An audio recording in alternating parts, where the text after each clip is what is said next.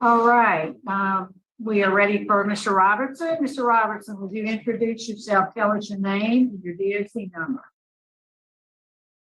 My name, Bruce Robertson, What's your DOC number? 113670. All right, Mr. Robertson, I'm going to read some identifying information in the record and ask you to confirm it. You've been through the process before because this is a rehearing for you, right? Yes, ma'am. So you know the drill. So Bruce Robertson, your DOC numbers 113670. You're classified as a third felony offender. You are currently serving a 33 years and 1 month and 7 day sentence. You were sentenced, let's see, in 2008 in Ascension. Well, the original sentence was 1993 for simple burglary, possession of a firearm, and simple escape. You were released on supervision. That was revoked in August of 2008. In 2009, you were sentenced in East Baton Rouge as a habitual offender for attempted simple burglary. You have a parole eligibility date, which was May 12th, 2017. You have a good time date, June 30th, 2030, and you have a full term date, which is February 21st, 2035. Does all that sound right to you? Oh, a little bit, I believe you got the 30 wrong. It's 29. My discharge date is in 29. Oh, my record, one I'm looking at, let me see the date on that. I don't know. Warden Thompson, do y'all have his master record? It's in 30 now. I'll show them 30. It's showing 30 here. Yeah, showing June 30th of 2030 is what I showed, Mr. Robertson. So if you dispute that, take it up with the staff there at Allen. Maybe they can look into it. All right, your case this morning has been assigned to Mr. Roche. Would you answer his question? Thank you, Madam Chairman. Good morning, Mr. Robertson. Morning, sir. Nice seeing you again. Yeah, I remember y'all. Yeah. I and Ms. Renaza was on the last panel over 3 years ago, and you were denied based on a life of good time program, expressed opposition, and you had a moderate risk assessment. Is that right? I didn't quite understand. You were denied last time because you had a life of good time program. Yes, sir. Yes, sir. Express opposition, and you had a moderate risk assessment. Is that Yes, right? Yes, sir. So you can't do anything about opposition. And you still have a moderate risk assessment. So tell me about the program that you completed since your last hearing. I completed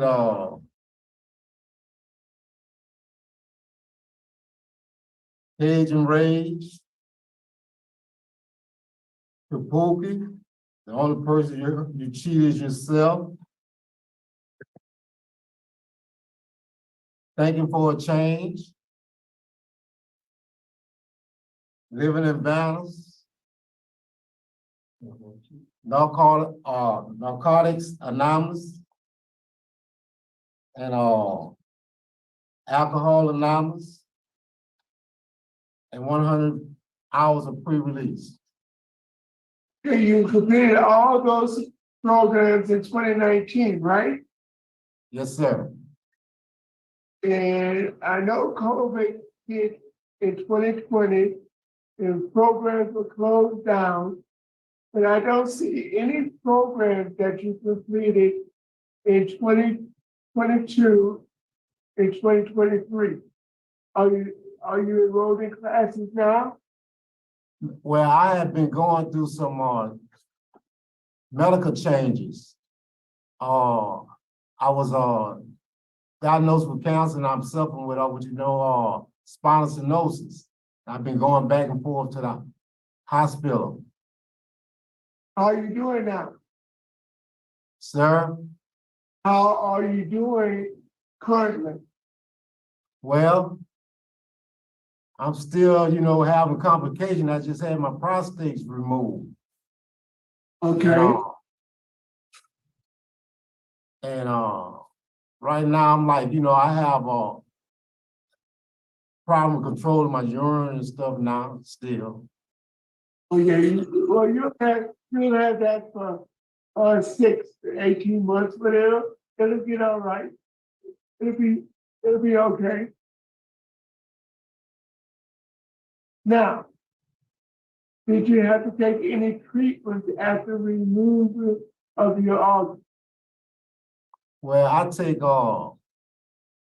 take medicine for the spinal stenosis. Okay, Which no, is like, did you have to have radiation or chemo after removal of your prostate? no, I don't have to do that. You're cancer free. Yeah, I'm just going back and forth with the checkups now. Great. Outstanding. So you haven't taken any programs in the last 12 months. No, sir. How about your disciplinary issues since your last hearing? I didn't understand. Have you had any disciplinary write-up since your last hearing? No, sir. When was your last disciplinary write-up? I never had one. Are you write-up free? And how long have you been incarcerated? Right at 18 years.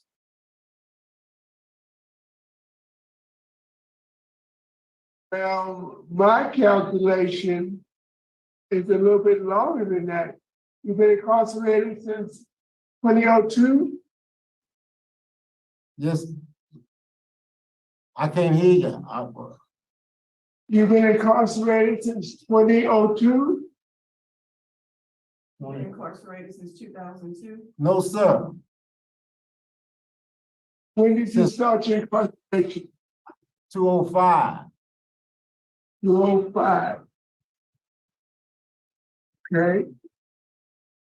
So, right at 18 years, okay.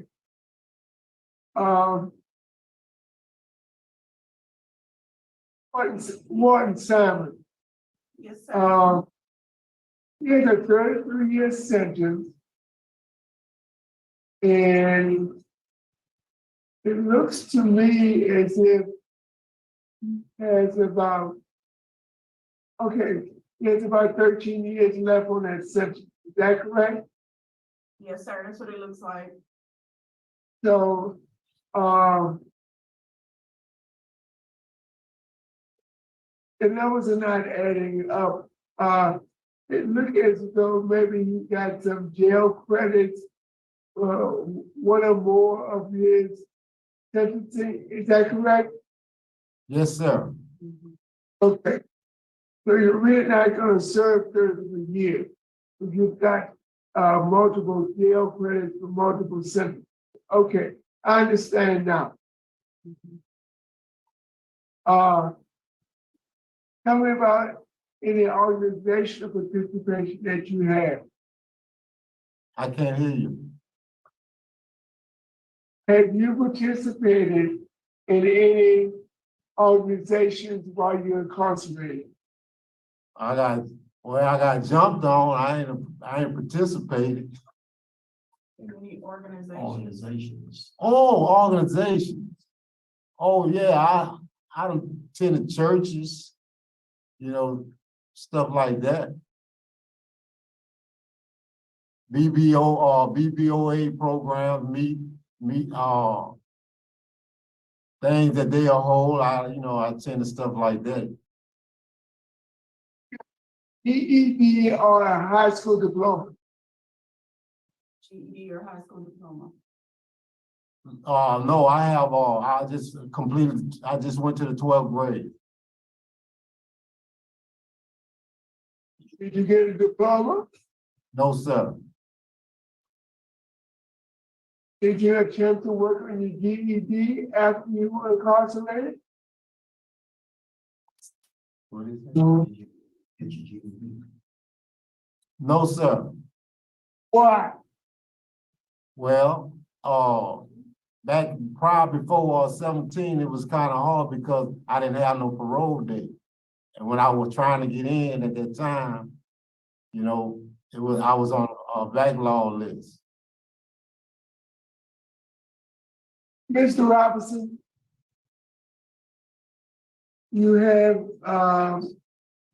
7 years before your good time date. But tell me why I should vote to release you prior to your good time date. Let me understand. I'm not here. I got a bad ear. Mr. Rashay, can you repeat one more time so I can kind of translate for him? He has a hard time here.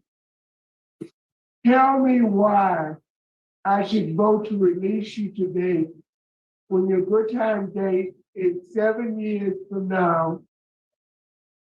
And why should I release you 7 years before your good time date? Well, I have grown.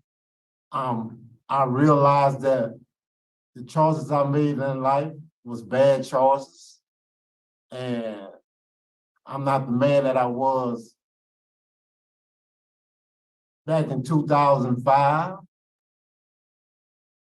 I done grown older, wiser. Things I thought that I had value in life, I realized don't have no value at all. The perspective that I had on life was bad. The choices I chose in life was bad. The way I was raised, I wasn't raised that way. It's just that something happened when I was young.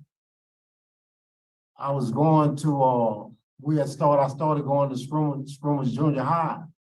And I had an incident in my life that pretty much changed my life.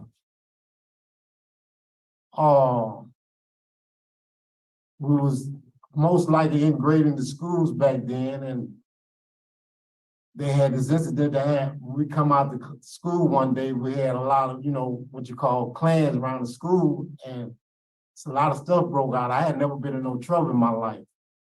And I was spit on, and I got into an altercation at the time, and it landed me in LTI.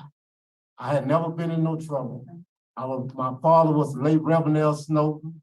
My mother was a musician. I grew up singing in choirs. I've been in church all my life, but that's what he did. And that incident changed my life. I had never been in no situation. I ended up in LTI. Oh, I had never known no life like that. And that situation changed my life.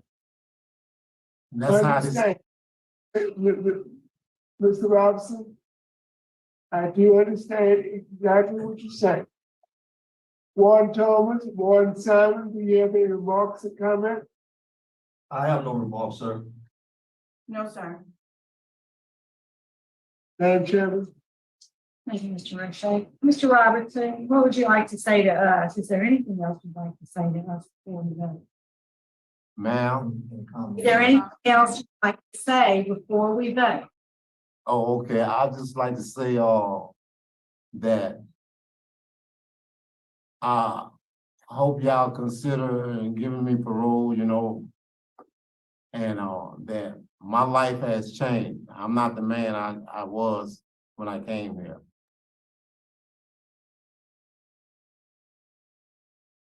Okay. Madam Chairman, next question for you. Mr. Robinson, you have a walking cane with you. Do you use that walking cane to get around? Yeah, pretty much when my arthritis acting up a lot, this left side goes out on me. Okay, thank you. All right, I think we're ready to vote, Mr. Robertson, and Mr. Roche will be voting first. Madam Chairman, executive session. The motion. Second. Second for executive session. I do agree, so it's a unanimous decision. We'll be in executive session, Mr. Robertson, for a few moments to discuss confidential matters. Stand by. Stay right there, Rob.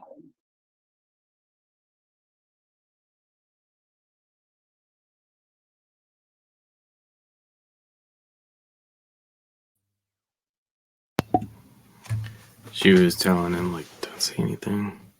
You're still on. Man, I wonder what they're gonna do, what they're talking. Oh, that was All quick. right, Mr. Robertson, we're back in regular session and we're ready to vote. Mr. Roche will be voting first. Mr. Robinson, can you hear me, Mr. Robinson? Yes, sir, he can hear you. Can Mr. Robinson? We requested that you programmed last time, and that was one of the reasons why we denied you. Yes, sir. Took multiple programs before you got sick. In 2019, you took 3 or 4, maybe 5 additional programs. Based on you taking those programs and your medical issues now, I'm going to grant your request for early release. I want you to have a curfew from 9 p.m. to 6 a.m. I want you to report to the day reporting center in your district. I don't know whether or not you can maintain full-time employment now. I will leave that up to your parole officer because of your ailments. But I want you to report the day reporting center and get some counseling. And if you are able to maintain employment, they will help you with that at the day reporting center. Good luck. Mr. Freeman? Mr. Robertson, you have a very good disciplinary record. You've given us no problems since you've been in prison. You did take some classes as we had asked you to do. At your last hearing, my vote today is to grant with the same conditions as Mr. Roger. Oh, thanks, sir. Hey, Mr. Robertson, we did what we asked. My vote today also is to grant. All right, Okay. we granted parole. Thank you, I'd ma'am. like to. All right. Thank you. All right.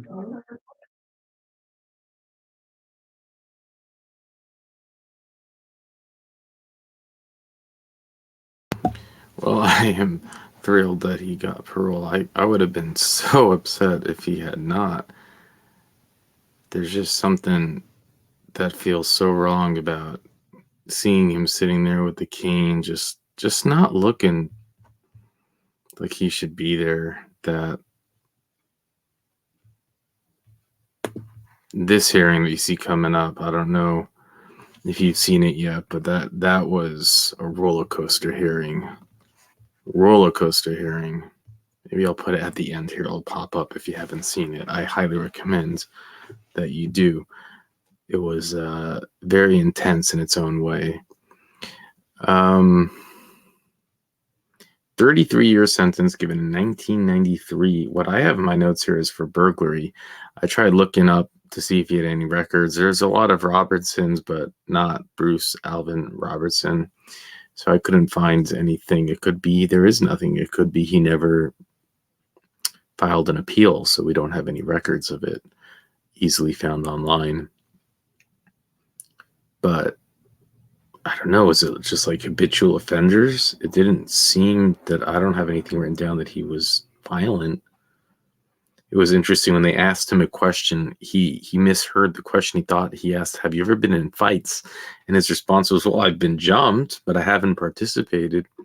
And they didn't ask him that. They asked him something about programs or something, and it's just like, you know, and that's your life. That's his life for the past 18 years has been, you know, that's just what he assumed he was being asked. If you ask the same question to, you know, we're not hearing the same thing, because it's incredible to think 18 years and the world has changed so much in 18 years.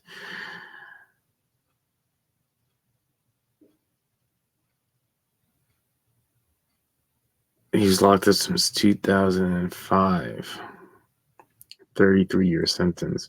Imagine if he would have thought he would have had to have served the whole thing.